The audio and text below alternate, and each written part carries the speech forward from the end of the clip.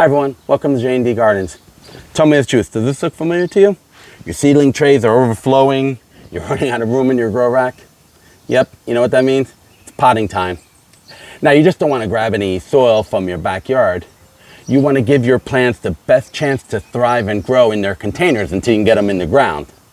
Now, there are a lot of pre-packaged potting mixes out there, some better than others, that novice and experienced gardeners like to use.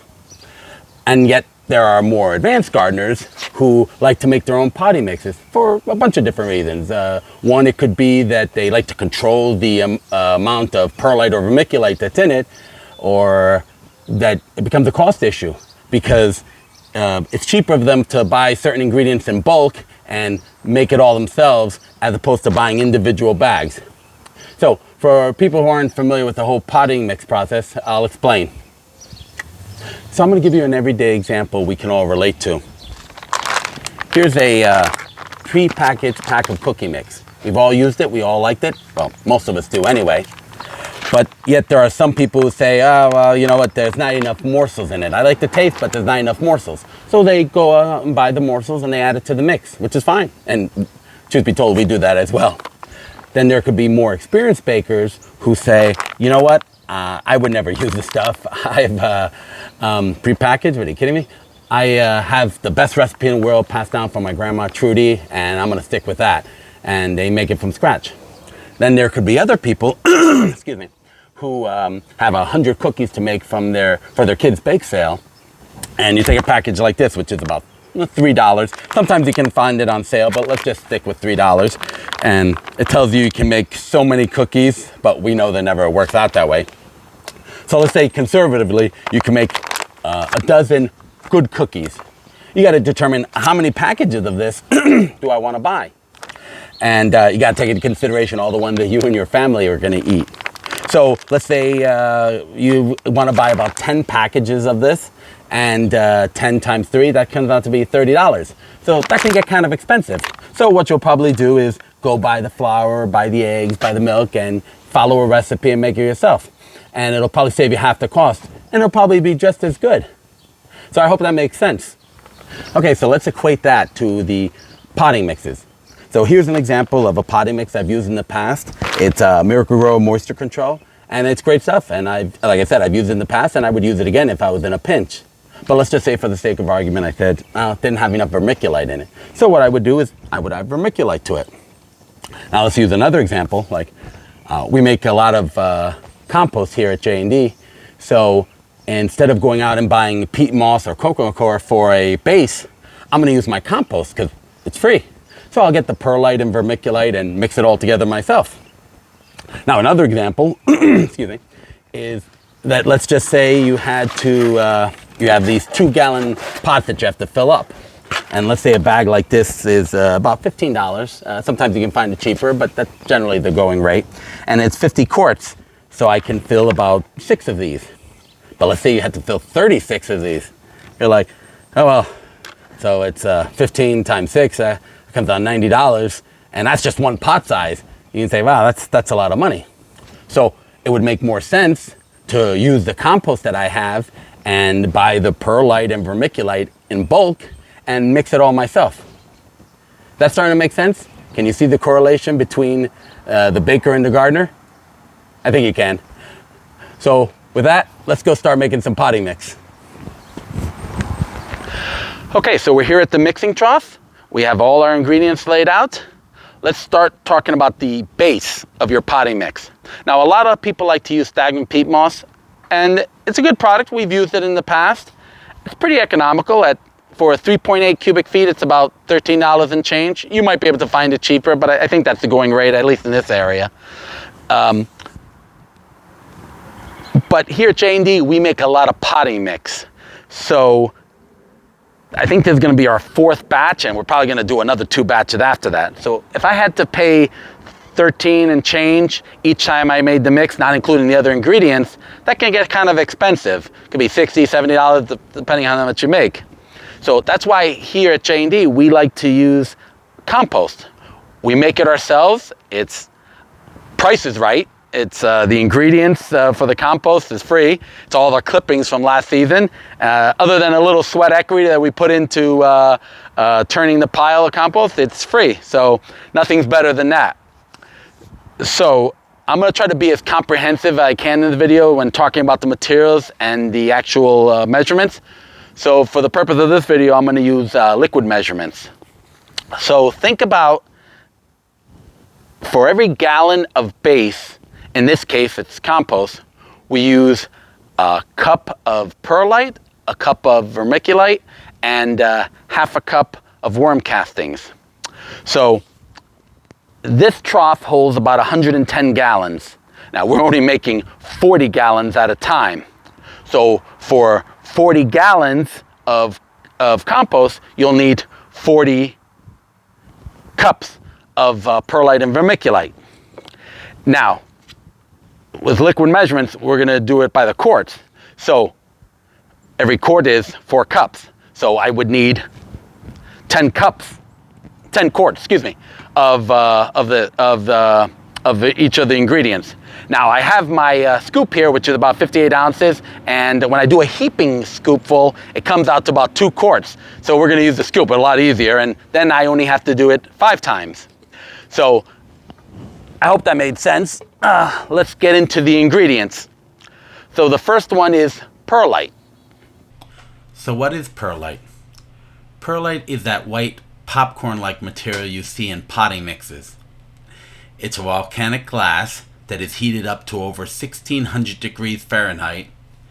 It pops much like popcorn and expands to 13 times its former size, resulting in an incredibly lightweight material. Now we use perlite in soil mixes to improve aeration and to modify the soil structure, keeping it loose, well drained, and defying compaction. Okay, so now one of the things about perlite is, and vermiculite, it's a very powdery material, and if you have problems, it can get in your lungs and it can bother you a lot, so you want to be careful. In this case, I'm going to use a mask. So I hope you can hear me.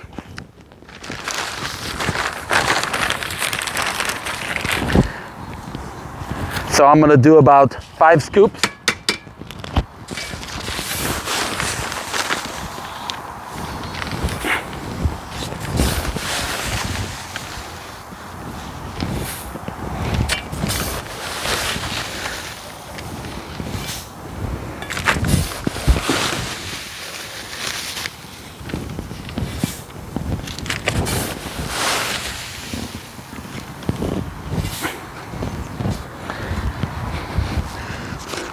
So as you can see, it becomes very powdery. It's hard to make a video with a mask on. So try to be downwind if, you're mixing this stuff, because it can get bad. Or wear a mask, which is the best thing. So the next item that we're going to put in, or an ingredient, excuse me, is vermiculite. Now vermiculite is a little harder to see. It varies in color from dark gray to sandy brown. Vermiculite is a natural occurring material that takes the form of glossy flakes. These flakes, which are more significantly a hydrated magnesium, iron, aluminum sulfate material. They get heated up in a commercial furnace where they expand and take a concertina shape, or almost like a little accordion. Now the benefits of using vermiculite is that it's a lightweight material, it doesn't rot, it improves the soil structure through soil aeration, and increases water and nutrient retention. Okay, so let's, excuse me, watch the dust.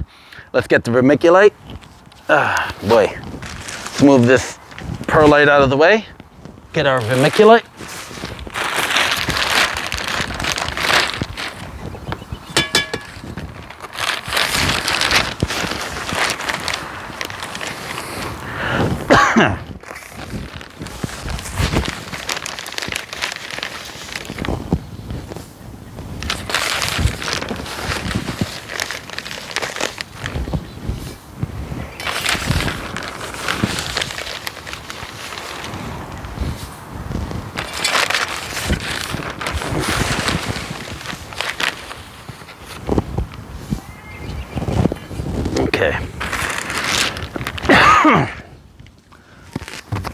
really use a mask because this can really bother you. Now the last ingredient is worm castings. Now, worm castings are an organic form of fertilizer produced by earthworms, also known as vermicast.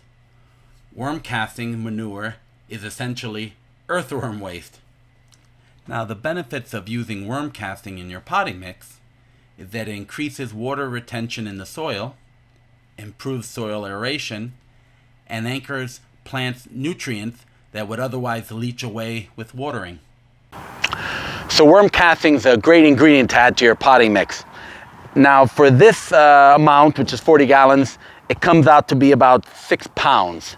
Now you can get worm castings in your supply stores, or at we got this at Home Depot, and actually it's perfect 6 pounds. They come in 6 and 12, but it's actually perfect to do 6 pounds. We can just put the whole bag in. And worm castings is something that we're actually looking to get into in the future. Jackie said if I'm good for next Valentine's Day, she's gonna buy me a worm farm or worm bin. She's such a romantic, so I'm really looking forward to that. So I'm gonna bring the camera in closer so you can see me mix this all in. Okay, so you can see inside the trough now. So we're gonna add our worm castings. Let's spread them out. Really fine stuff. Okay, get that out of the way. We'll get our scoop out of the way for now.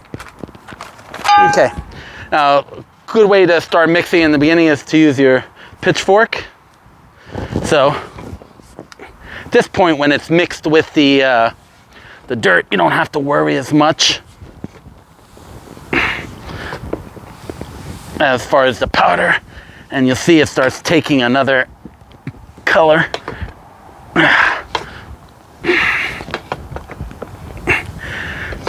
Now I'm only doing 40 gallons at a time, which is a way of me saying that I've tried to do more, even though there's a hole, but it just becomes too difficult. So, and trust me, I have tried more. So you see there's pockets underneath, so try with the pitchfork first. You have to get to the bottom. Okay, but you see all the colors starts changing totally. This helps mix the pitchfork. I'm gonna get in, but you see on the bottom there's still a lot of dirt.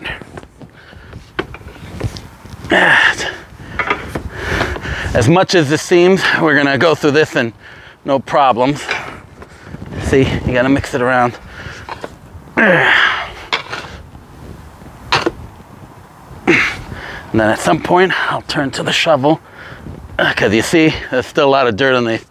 So, got a good mix in the beginning. Now I'll move to the shovel. Allows me to get lower and really turn the bottom. You see there's still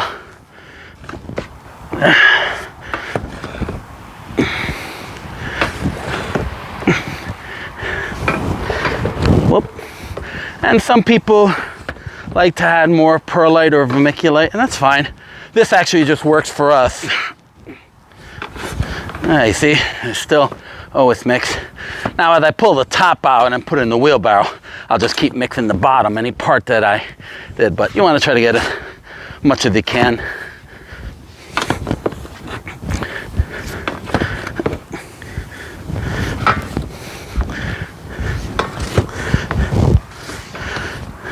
I think I'm getting the bottom, not too many spots. Oh, a couple of spots there. Good thing of having a large trough like this is this reason. If I did this in the wheelbarrow, can't tell you what a mess it would make.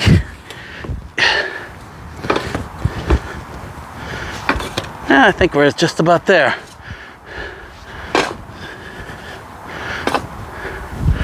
I'll spend a little more time mixing this up, but as you can see, good stuff. The color, very fluffy, very airy. Smells great, very earthy, and it's gonna make great potting mix. See, it clumps up a little, not too much, it breaks apart. It's gonna allow a lot of water to seep through it. So I think this batch is ready. I'm gonna put some in a wheelbarrow and take this over to Jackie.